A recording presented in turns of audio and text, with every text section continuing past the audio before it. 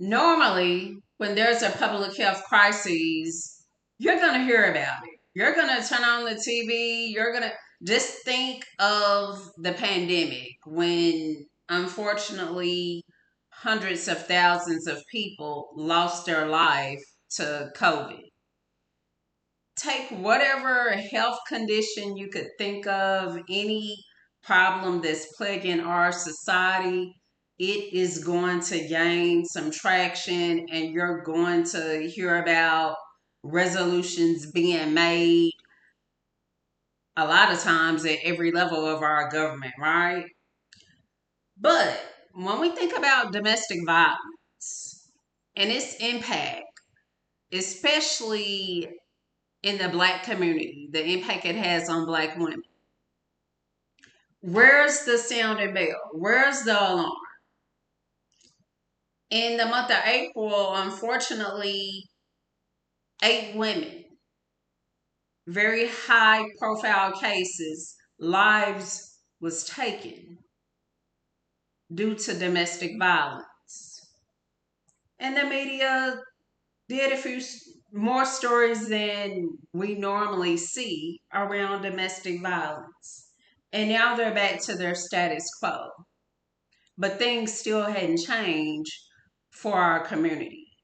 We still, when you think about the violence against women office that's housed within the Department of Justice, just this year, $150 million was pulled from domestic violence shelters across the U.S.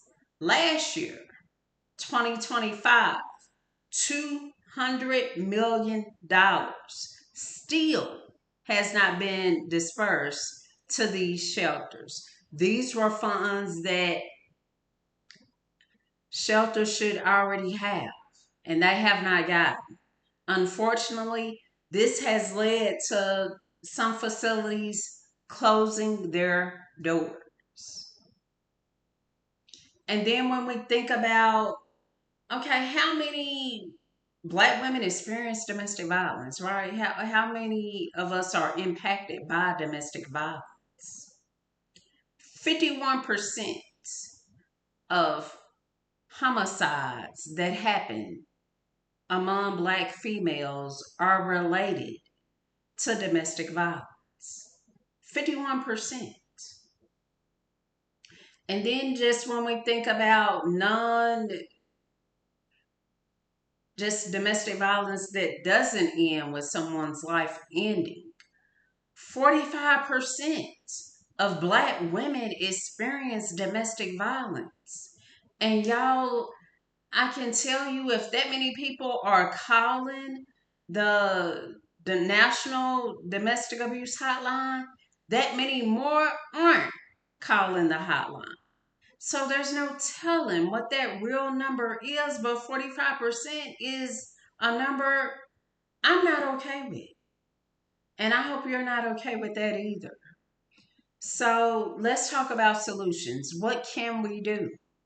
First, we can get honest in our conversations around love and what love looks like, what healthy relationships look like. Because I know in my work as a domestic violence advocate, many of these women don't love themselves. And so when a partner comes, it's hard to distinguish what love is from what love is not because they hadn't fell in love with themselves, right? And we need to have safe spaces. For when a woman has experienced domestic violence, she needs a safe place. And it doesn't matter her economic background, because as we saw in some of those high profile cases, we had one woman who was a mayor, unfortunately. So this is an issue that affects women from all types of backgrounds.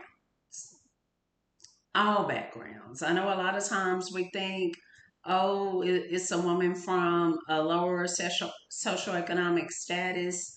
And that is sometimes the case, but not all the time. That is simply not always the case. All right. And one thing that I'm doing right now today, and I would love to have your support. Love Letters to My Girls, a book written by 116 black women came together to write this book. The book, the purpose of it, to educate a black woman to unapologetically love herself and know her worth as a black woman.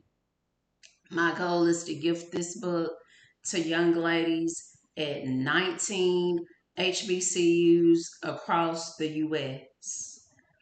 I'm only able to do this from supporters.